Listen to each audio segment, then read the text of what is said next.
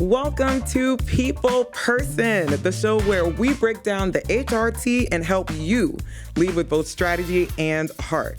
Of course, I'm your host, Kate from HR, and today we're talking about something every workplace is dealing with: how to manage across generations from boomers to Gen Z, and what that actually means for benefits, training, tech, policies, and so much more.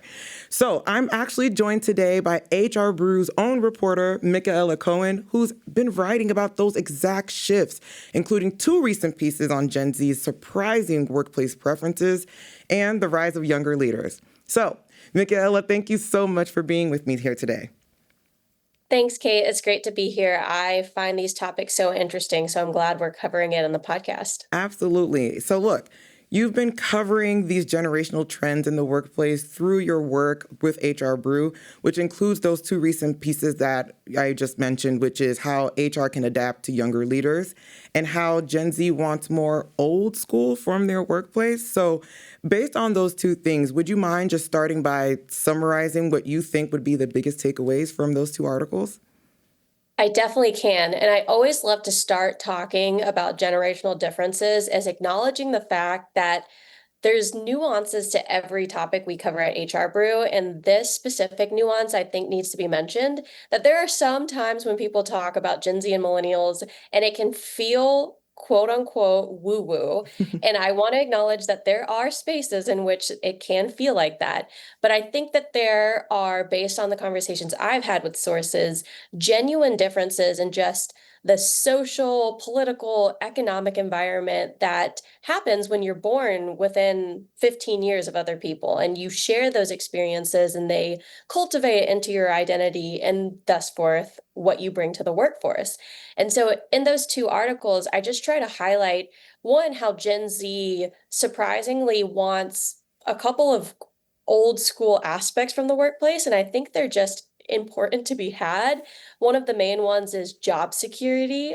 I think folks a lot of times nowadays don't get a lot of job security, whether it's their industry or their company or the fluctuations in the labor market. So they really desire more of that. Mm-hmm. And then they also crave the in-person aspect, which I think COVID took away from a lot of us, and that they still want that in some aspects, but of course, on their own terms, which will definitely be relevant for the rest of the conversation, that Gen Z definitely wants everything on their own terms, and we can talk more about that as we go on. Absolutely. So let's just dive right into that. And so when you were reporting these stories, did anything surprise you with whether there were differences in expectations, whether it was between Gen Z and millennials or other generations in general? Yeah, I love to talk about this story because I remember being in college, and I love to always preface too that I am an older Gen Z. I can identify with millennials a little bit more depending on what topic we're talking about, but definitely coming up through school, my senior year of college was when the pandemic started. And I remember having a professor say to me that work-life balance was a very developing priority in the workplace. And I remember thinking like, oh, like I kind of just assumed that's the dynamic I was going to go into, was a Right. place that valued work-life balance. But no, it's true that just 5, 6 years before me, the millennials were kind of the groundbreakers in terms of starting their careers and demanding that. And so I like to think that whether it's career advancement, work-life balance, just the whole idea of gate and engagement and productivity, millennials really did the groundbreaking, and they kind of walked so Gen Z could run. And another kind of more anecdotal story that a source shared with me was that he's a Gen Xer, and he just remembers that when millennials were entering, they started asking for some of these things. And then when Gen Z entered the workplace, they asked and demanded. And so that's kind of how I like to think of the last 2 iterations of generations in the workplace, is that the millennials asked, and now the Gen Z are asking and demanding, and only time will tell for the next generation. Well, look, as a millennial, 90s baby, stand up. You're welcome to the Gen Z behind, because, and honestly, that's the way we should be doing it. The idea is that With every generation that enters into the workplace, think about what works for you, but what also can be beneficial for those behind you. And then when you do that, have those conversations out loud, make it a part of like daily life. The idea is that it's supposed to improve the workplace. And so seeing how even in your seat, you can see how the continuity of that from millennials into Gen Z, I hate to even think about the future, but whatever comes after Gen Z, what would that even look like as well, just based on the demands, to your point, of the Gen Z on the things that they believe that they deserve. Exactly. And I'm here to cover it. And I'm already starting to talk with sources about Gen Alpha because those babies are not babies anymore. The oldest ones are 15. Mm. So it's only a matter of time before they're in college, graduating college, and working side by side. Absolutely. So, look, I'm an HR person listening in. And so, when I'm designing benefit packages, what would you think or say the priorities should be when it comes to generational differences, right? So, for example, boomers, they're thinking about the future. So, for them, it's retirement plans. What are the things I need to be thinking about after this? Because the hope is I'm not here forever, right? And then there's the millennials or even Gen Z, to be honest, when they're thinking about wellness. Like, I want to make sure that the way I show up is being supported even outside of this. So, what are the benefit packages or resources? Like, just seeing those two things, what would you say should be important for an HR person to consider? Yes, I think that with the youngest generations, language matters. And so even if there are already benefits in place, specifically around family forming, right? So I think we think traditionally of parental leave being just parental leave, but now we've incorporated, especially writ large, the industry has started incorporating adoption benefits and even just shifting the framework from being families having kids to family forming benefits, family forming plans. I've heard an expert say that that just shift in language to be more inclusive can help with the different generations. And I think also under the umbrella of family as well. We all know that pets are family too. And so we've historically always had health insurance for ourselves, our partners, and our kids, but now more and more companies, Morning Brew, all to our own horn, has a pet insurance policy in place. And I think just building on what we've had before, I think it's well known, a lot of HR professionals know that the health, dental, vision, that's all table stakes. And there's a saying in improv, I do a little improv on the side. I don't know why I mentioned that, but there's a phrase called yes and. And so for any benefit you've ever offered historically, it's yes and something else. So what are you building on that you've already had and offering more of in other areas that you don't have?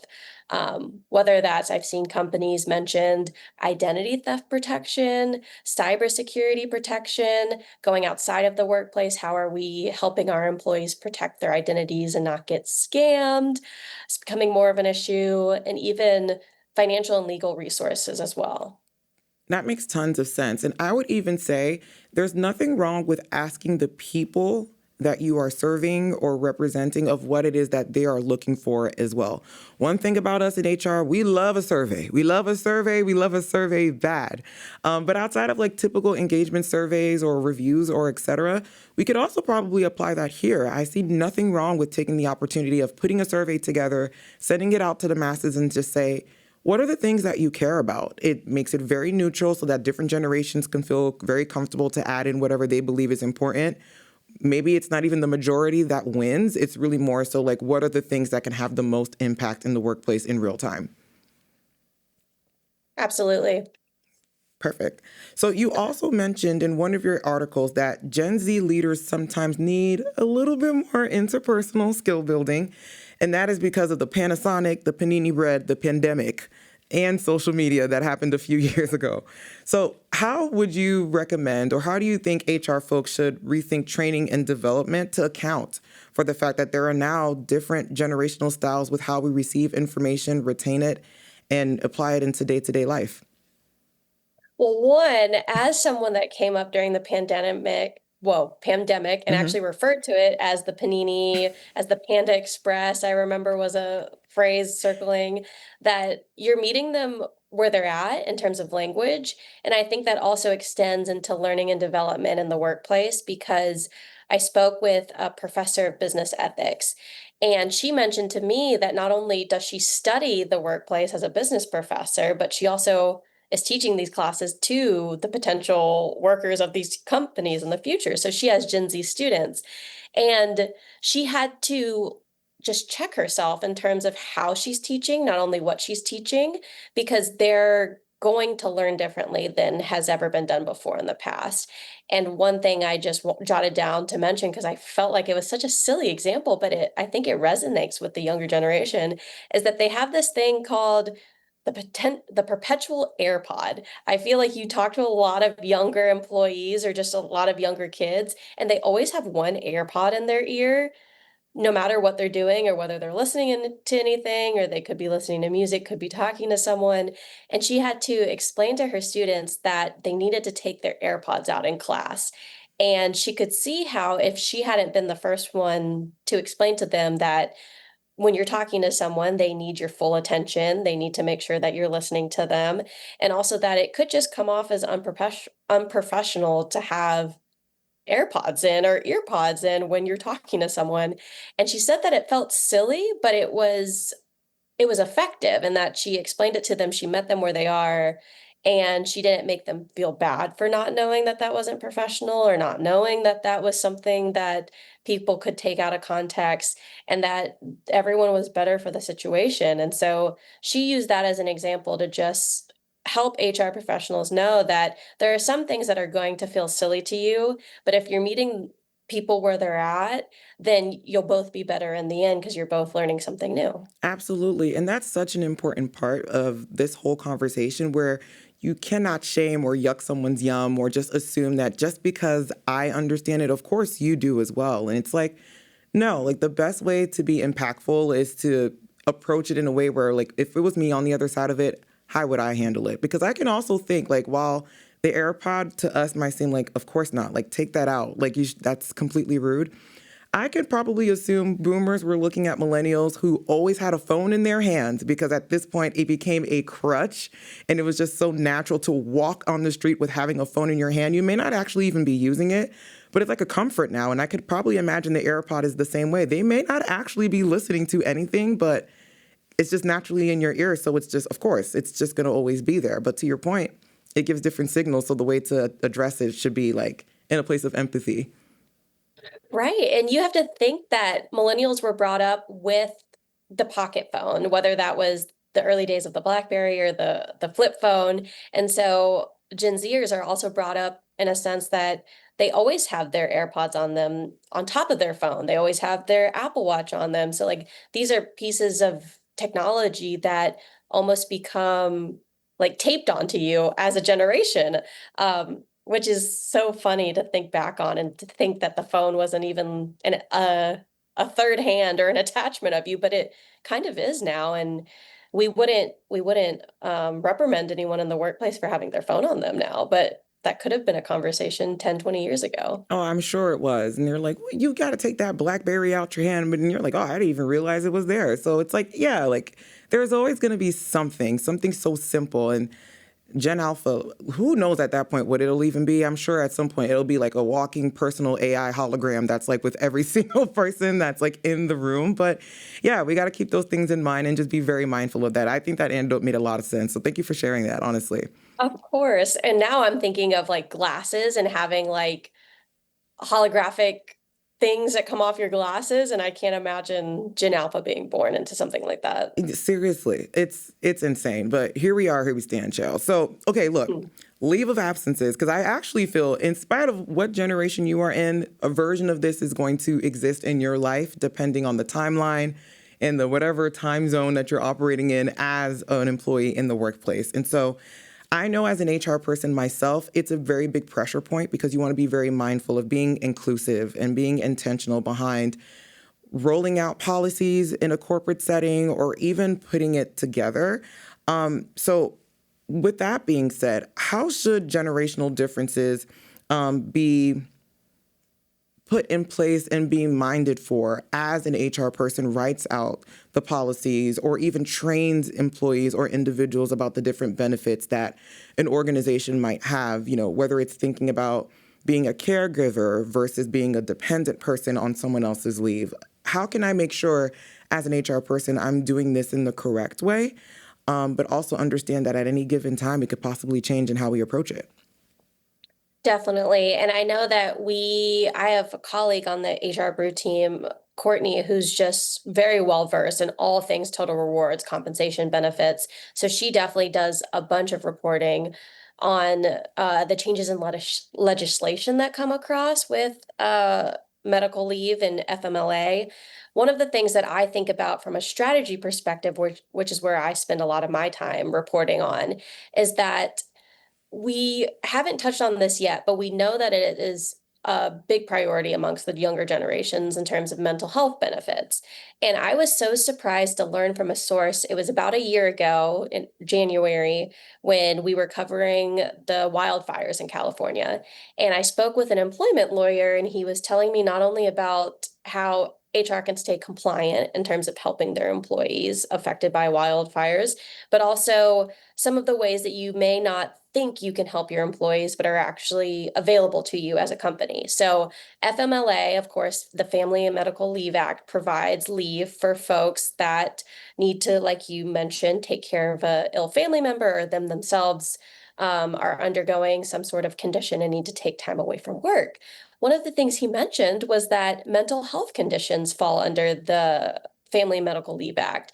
And so I think for the younger generations, having that educational moment amongst the whole company that, hey, mental health is just as much of a priority as physical health and as caring for others, that we can offer you Family and Medical Leave Act under your, state and local entities. And I think that emphasizing that is very important. I think it would make a difference to the younger generations just knowing that that is an opportunity and a resource available to them. Absolutely. And I just think it's always so interesting how people health, when they have the conversation about health, they think about the body. But for some strange reason in society, we completely take out the brain and what it actually is impacting when on our day-to-day functions of being an operating person. And it's funny because even for myself, I had to educate myself of like understanding mental health, mental wellness even, that's really my preferred terminology on that. Like it counts. It literally counts. I think as an HR person, it's our responsibility to give education to our employees or to those around us to teach them how to go about getting the proper care, time off, and honestly just program, if you will, to ensure that that wellness is being put in a place that's good to be able to return back to work with whatever capacity your healthcare provider would share. But the wildfires is a really good example of that, where someone may assume, well, I need to have a quote unquote condition, and whatever that actually means, they might think they must go to a psychiatrist for it or et cetera.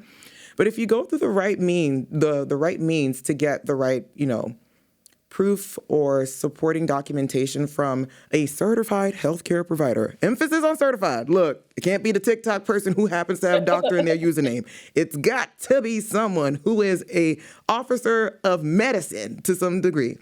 But you can get the things that you need to support that. And what use is someone in the workplace if they cannot show up in their full self or at least feel supported with resources that a company can give to them, right? And I think you mentioned something great about the TikTok doctors. I think that is maybe a learning moment that can come from some reverse mentoring in terms of the older generations can help Gen Z see how to get certified help versus the social media and the TikTok help, which is really funny because that tends to be a go-to source amongst even younger Gen Zs, I'd like to think. And also to touch on your point too, in terms of mental health, is that I think that's one that Gen Z was going to be the groundbreakers on in terms of bringing that conversation to the workplace. And I would hope that the next generation builds upon it. The same expert that told me that millennials walk so Gen Z could run, one of the examples he mentioned was that Gen Zers are talking about not only their mental health conditions, but their prescriptions and their doses for certain medications in their personal life, and then show up in the workplace and have to pretend like none of those things exist. And so it's hard because, of course, you're still in the workplace and you're being professional, but what is the balance between I have this really real mental health condition going on and I also am a good employee? Those two things can coexist and be homogenous, but how do we bring that conversation to the workplace? Absolutely. And honestly, I'd be curious to know from different HR professionals, whether you're watching or listening, of what would be your personal preference based on that? Are you super cool with, folks talking about their dosage or what their calibration is, or like the history of whatever they identify and feel comfortable with sharing with their mental health, or even just health record and background? Or are you very much, quote unquote, for the sake of the conversation, old school, where you're like, don't say not a thing. Like, keep it to yourself. We are all here in a neutral space. Let's just keep it P and keep it moving.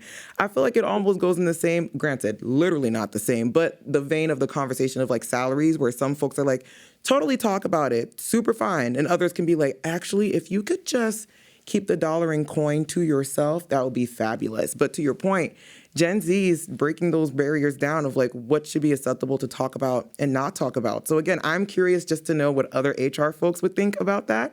But I will not put you on the spot, Michaela, and say like, what do you think? But if you're comfortable and want to share, go for it. But for me, I don't know. I think it's like a really very, very thin line of like, it's fine, but there should be a level of confidentiality in that as well of what you're comfortable with. And as an HR person, if I were to hear it in the wild, in the workplace, whether it's in a digital space or not, just always remind people who may be listening, like, appreciate you sharing that. And if there's more you'd like to elaborate, just come to my HR office hours where we can, debunk that or walk through it a little bit more.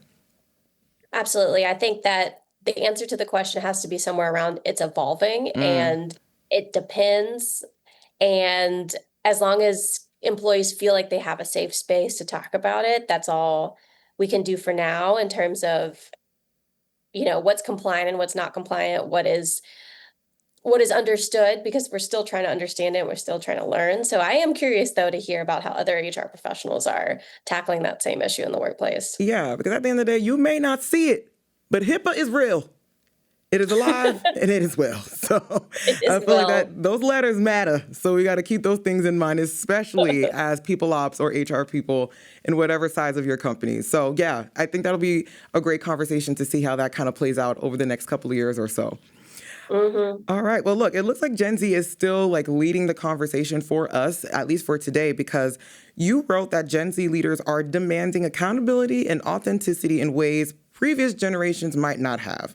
So based on this, what cultural shifts should HR folks be preparing for as these younger leaders start moving into management roles?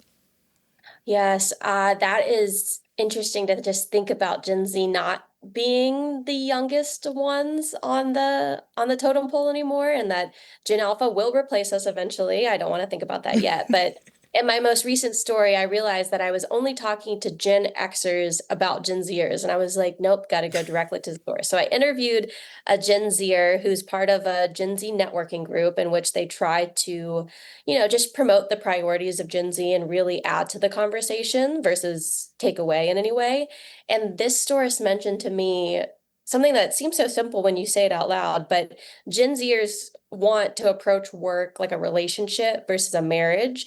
They want it to be mutually beneficial. They want the time together to be good and well spent. And they want to learn something from you as well. You learn from them. But know that maybe in the end, we're not going to be together forever. And so when she described it to me, I was like, oh, that's such a Gen Z way of thinking about it. But it's true. It's that in terms of learning and development, not only what am I giving to you as a Gen Z boss in management, but are you helping me become a better manager so that one day I can become a VP or SVP and really move up in the career? Or even if I work in one industry, are you teaching me skills that would translate to another industry? And having that really open-ended mind that this is a temporary situation for, a handful of years, but we're both becoming better because of it. I don't know. It makes me kind of feel like, are we afraid of commitment? Because like, like at this point, like, is that what we're alluding to? Because as an HR person, I want you to stay with me forever. Right. And maybe that might be a toxic relationship. And so we might need to unpack that for real. But like hearing that though, like, would that make an HR person feel like, man, I'm just catering to people just wanting to up and leave and not be long term? Am I helping the quote unquote problem if it's even seen as that?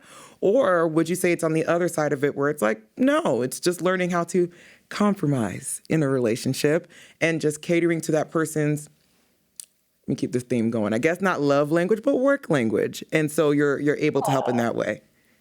Yeah, and I think that it's probably not as short as some people's relationships can be, but more long term, because of course, one of the most prominent issues for HR pros is retention. And I think it's a code that I haven't seen anybody crack exactly, but to have a consistent talent pipeline is maybe the answer, right? So you bring in someone and they're the best manager that they can be for 5 years. And at the end of those 5 years, you start talking about a departure or voluntary exit, and you have someone that they've been training that could take over their position, and thus force the talent pipeline runs efficiently down the line. So that way, as an HR professional, you're not running into the blocks of, oh, we have this critical talent shortage, or oh, we really need to find a replacement for this person really fast. I think if you go about it in the right way, I would love to hear from our readers and our listeners if they have the answer to this code. But if you're keeping the machine well oiled, you shouldn't really run into that problem as much. In theory, this is all theoretical. All of this is theoretical and can't prove it till it happens. So fair enough. But I would also want to know, like, if I'm an HR person, I'm tuned in, I'm leaned in, y'all, you got my attention with all this information here. I want to do something now. Like I don't have time. I feel like, things are moving quickly and I want to remain relevant as the job function of people ops in the company. What would you recommend as being like the next 30, 60, 90 thing that I can do to introduce and be intentional about the generations that exist in my workplace, and give one example or one task that you believe would be super impactful based on that? Right. And I always ask my sources this question whenever we're talking about more nuanced or theoretical or long-term strategies and topics. I just always like to ask, like, what can someone do right now? And 9 times out of 10, they'll always say you need to ask your employees what they need or what they want right now. Like you mentioned at the top of our conversation about employee surveys. I think that if we go back to benefits and you were to just ask every employee one question, what benefit do we not have that you would like to see? Not promising, not saying that you will or you won't, but just, gauging if there is a benefit out there that you hadn't even thought about as an HR team. Will probably shed a lot of light into what you could do, at least in knowing for the next 30 days where you could be going in the next 60, 90 plus days. So to answer your question in short, asking your employees, I think, is what you can do right now. We can never ask too many questions. Well, I guess it depends who you ask, no pun intended. But yes, you can never ask too many questions. And I love that. I think it's short, it's easy, but super impactful as well. So you hear that?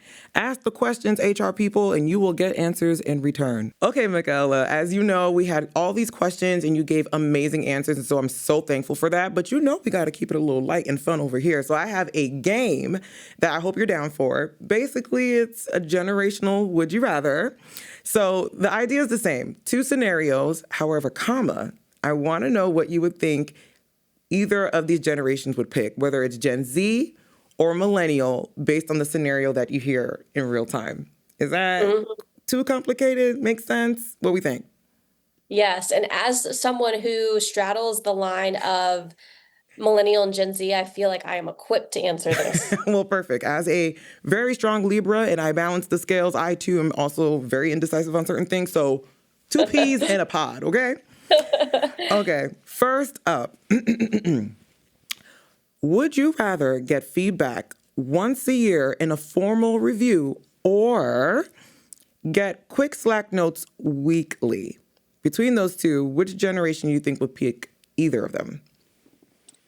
I think millennials would just like to keep the peace and maybe have the once a year performance review keep going. And for some reason, when I hear weekly Slack notes, I feel like that might stress them out a little bit more because they're a generation that has historically been burned out, and they're also like caregivers now. There's all of the things that they're doing. So for that specific age group, probably the formal review only. For Gen Z, I feel like we would want both. I feel like when we get to the formal review, like I want my boss to have already told me what I've been doing right, what I've been doing wrong, so that way it's almost just like an official stamp to it, but we already know where we're at and let's just keep moving on from there. Fair enough. And also, while the question did say performance review once a year, y'all should really be doing it twice. Let's do let's have a mid-year and an end of year at the minimum. However, if Right. you had to keep it to once. I think you're right. I have to agree. I think a millennial, 90s baby again, I'd probably want the formal review. I feel like I might be a little overwhelmed with the weekly Slack, low key. Yeah. Like, here's how you did this week. It's like, oh, I just want to forget this week, but And move on. Absolutely. Mercy. uh Well, speaking of wanting to forget, let's talk about PTO as our next scenario. Okay, so here we are. Would you rather have unlimited PTO with no clarity or 15 days PTO, but it's clearly tracked and guaranteed, it's accrued, like you know the rules, the regulations, and the guidelines and all that good stuff? This is a hot topic. I recently covered this in the context of one company had unlimited PTO. It was a startup, and now they're a few years into their business and they went to paid time off. Mm. And it's an interesting switch because they have now experienced both. And I think the reason why unlimited PTO doesn't work is because there's no clarity. I think you can have unlimited PTO with clarity, which would benefit everybody. No clarity just feels like no one would want that.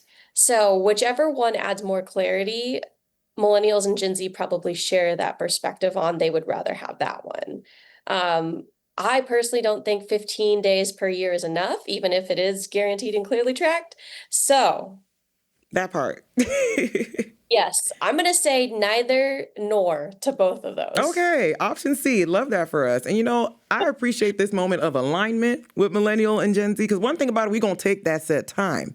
But I Uh-huh. agree. We need clarity. Like if whether it's like minimums that you're giving in an organization of like how much time you should take, how much notice you should give, like that kind of jazz, would you say? Yeah, and I think it's even fair to do a minimum and a maximum if you do unlimited. Maybe not maximum, that may be a little bit of a contentious idea, but at least a minimum. So that way people know that they should at least be hitting that. Yes, agreed, agreed, agreed. Okay, so we were talking about health and wellness a little bit. So we're bringing that theme back a bit with this example. So would you rather have a high-end health insurance plan or a stipend? Now, that amount of the stipend, that's a little it's flexible, depends on the economy. However, or a Mhm. stipend for wellness apps and therapy. So to divide the two, again, I would like to think that millennials are going to keep with the health insurance plan for a myriad of reasons, and that's kind of what always has worked. And then the stipend, they would probably for the wellness apps, they might forsake. But Gen Z is definitely going to say, "Give me both." There's no way they're going to take either or on that one. Yeah, fair enough. They want it all. And I'm not even mad at it because then low key, with the demands y'all making, it comes down on me being the millennial. So it works out in my favor. So fair enough. Right. We're doing the good fight. Yes, thank you for the battle. And now that I think about it, they probably, of the two, while they would want both, just me being behind the scenes and I actually see who signs up for what insurance policy, they probably low key would go for the wellness because if you're under 26, 9 times out of 10, you're going to be on your parents' health insurance. And so having the more robust or more premium health insurance really wouldn't impact you a whole lot because, again, you on free 99 on the bus on your parents' health insurance. And please do not get off of it if you don't need to. Stay on this Yeah. gravy train as long as possible. And as an HR person, I always preach that. So I actually think they would pick the wellness stipends because that's not a normal, let me not say normal, it's not a traditional perk a company would necessarily give, and it would be something that they could use almost immediately. That's a good point. I actually forget that 26 is the cap. Um, and I would like to think that if people do have access to their parents' health insurance, please milk that cow as long as you can, Trying to tell you. because that just saves everybody so much money. But when you do get to the ripe age of 26, I think they're gonna be like, give me both because I can't get if I have to get kicked off of someone's health insurance, I have to go on someone else's. Relatable content. And HR people, just tell them, you want to be grown so bad, this is not the thing to be grown in. Stay on your parents' insurance as long as possible. You have nothing to prove. I can assure you, life will give you opportunities to pay up for being the age that you are. This is not one of those things, for sure. Exactly. Well, folks, thanks so much for joining us today. You can share any of your insights on managing different generations by emailing us at peopleperson@morningbrew.com. And we'll see you next time. Bye, boo.